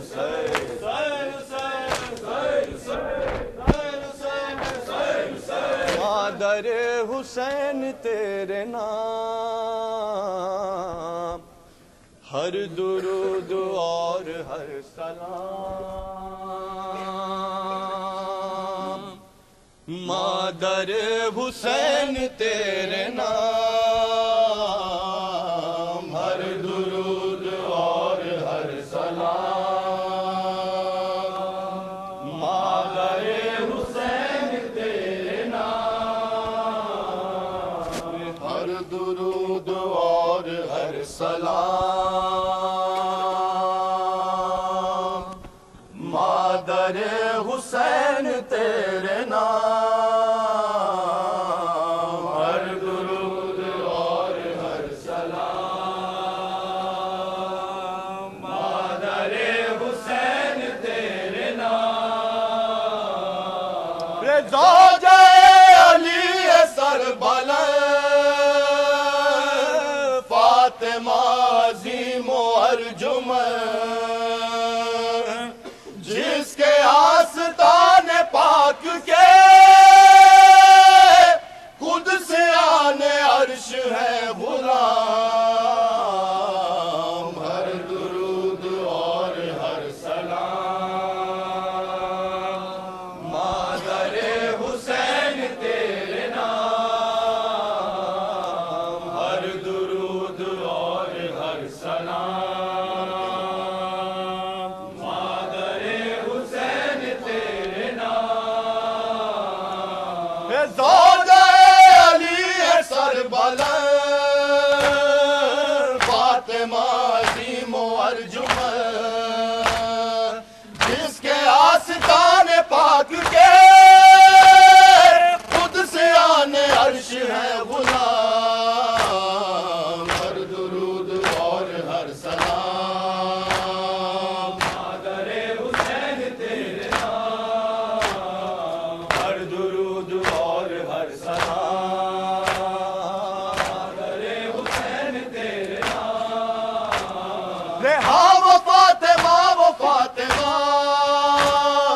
آرزو قلب مصطفیٰ جس کے لاڈلے حسن حسین جس کی بیٹیاں فلک مقام ہر درود اور ہر سلام مادر حسین تیرے نام ہر درود اور ہر سلام خواہر حسین تیرے نام ہر درود اور ہر سلام خواہر حسین تیرے نام بی بی غم اٹھائے ہیں بہت دل پہ داغ کھائے ہیں بہت تجھ پہ ہے حسین کی بہن ہو گئی مصیبتیں تمام ہر درود اور ہر سلام خواہر حسین تیرے نام ہر درود اور ہر سلام خواہر حسین تیرے نام کٹ رہا تھا فرق شاہدین جل رہا تھا خنجر لعین بی بی آپ دیکھتی رہی لٹ گئے حرم جلے خیام ہر درود اور ہر سلام خواہر حسین تیرے نام ہر درود اور ہر سلام خواہر حسین تیرے نام ثانیہ جناب سیدہ اللہ اللہ تیرا حوصلہ خوب کی حفاظت حرام بعد قتل سید